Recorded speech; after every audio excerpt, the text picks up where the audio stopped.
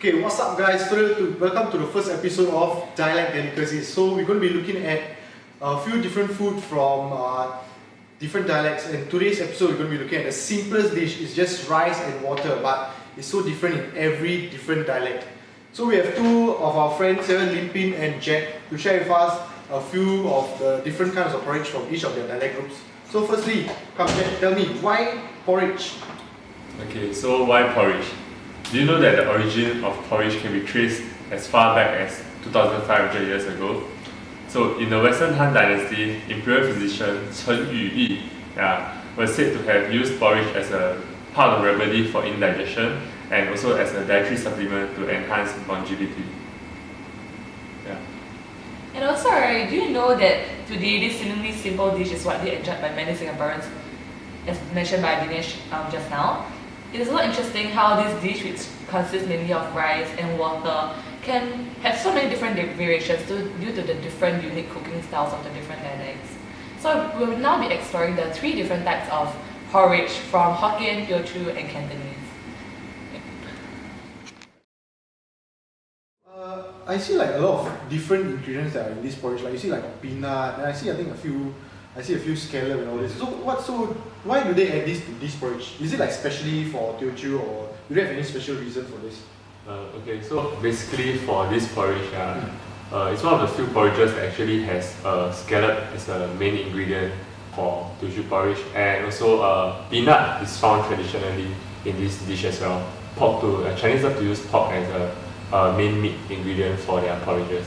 You mentioned all the different ingredients, what's unique about this and the taste of this, right? So can you explain to me like is there a reason why the older generation of the Teochews actually decided to put all these unique ingredients together, mix it with the porridge, the plain porridge, and create a special Teochew porridge?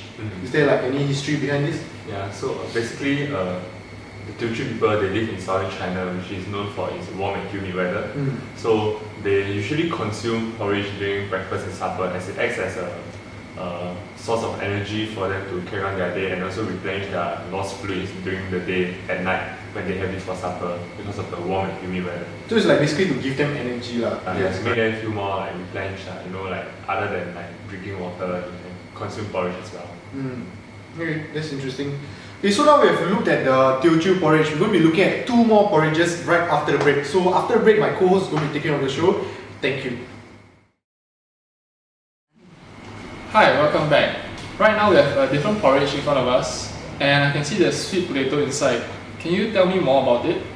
Okay, so this is actually the Hokkien porridge, and at first glance, it may look very similar to the Teochew porridge, but then you can see the addition of the sweet potato as we pointed out. So this sweet potato is actually first introduced by the Dutch to the Taiwanese when they occupied the island in 1600s. But then after that, from Taiwan, when it then made its way to China, Fujian province, which is the homeland of the Hokkien, and it became a very unique ingredient in the Hokkien porridge. And also because this is sweet potato, which is mainly carbohydrates, right? Like at that time, it's like they eat it for the porridge for energy as well. So it actually helps to give the people more energy as well. Yeah. Interesting. Come back. So right now we have our final porridge in front of us. And Jack, can you tell me more about this porridge? Yeah, so over here we have our last porridge, which is a Cantonese porridge, most commonly known as jok in Cantonese. So the main difference between Cantonese porridge and the Hokkien and Teochew porridge is that for Cantonese porridge, you do not have to consume it with a wide variety of other dishes, such as you can see from the Teochew porridge, there's scallops, there's peanut, and same as well for the Hokkien porridge. You eat it with sweet potatoes at the side. Yeah, but for Cantonese porridge, you can just consume it on its own because Cantonese actually cook it with either chicken broth or peanut oil, so it actually tastes flavorful, and it can be considered as a dish by itself in dim sum menu. Okay, that was very interesting. And Jack, I can see that there are a lot of different ingredients in this porridge. Can you tell me more about them? Okay, so as previously mentioned, Cantonese porridge is supposed to be enjoyed by itself without any other ingredients. Yeah, but this porridge over here, we bought it from Cambridge MRT, Mr. Bean. Yeah, it has several other ingredients such as youtiao, peanut, as well as meatball. I think the reason for that may be because of Singapore's context. Everyone wants to have a meal on the go because of their busy schedule, and they don't really have time to sit down on a table to enjoy it with other dim sum. Okay, interesting. Hi guys, welcome back. So right now we'll be having the taste test of the 3 different porridges. Firstly, the Hokkien porridge, then the Cantonese porridge, and lastly, the Teochew porridge. So guys, let's start with the Hokkien one first. Yeah, so let's eat it with the sweet potato. Let's try. Yeah, let's try. How is it? Mama always cooks this at home. With sweet potato. Wow, pretty decent. To be very honest, it's a bit bland, Yeah. not much flavor, but healthy. Yeah, I feel very clean. A good meal to have like after all the fried food. Okay, yeah, Next. let's move on to Next, we'll be moving on to the Cantonese porridge.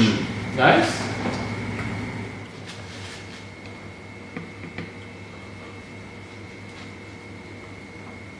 The Cantonese porridge is much more flavorful than the Hokkien porridge. Yep, I can taste a lot of different kind of spices there.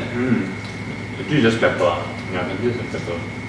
Yeah, okay. Wow, indeed, this is quite flavorful. I think it's because of the different ingredients inside. So do you like it more than the... I would to say yes, Yes, I do too.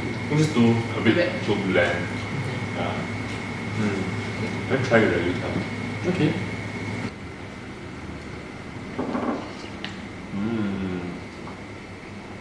Nice. Really all soaks up the flavor of the porridge. Very nice. Interesting. So last, we move on to the Teochew porridge. Come guys. Wow! Okay. Wow! Can you guys taste the scallops in there, the peanuts? No, It's- the seafood taste quite strong. Very strong. They also use brown rice, so that's very healthy too.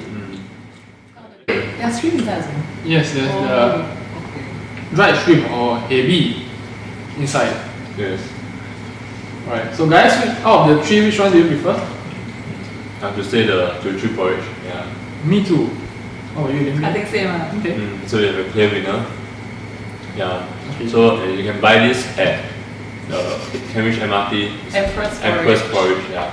Over here you can buy this at Mr. Bean. KR MRT Mr. Bean. And over here, this is actually a plain Hokkien porridge. You can buy it at the Beast Canteen. You can order with other side dishes. Yeah, other side dishes. That's how it's supposed to be consumed. Yeah. So we have come to the end of our session here. So I want to thank you guys for coming down, and we have come to the end of Dialect Delicacies. Thank you. Goodbye. Goodbye.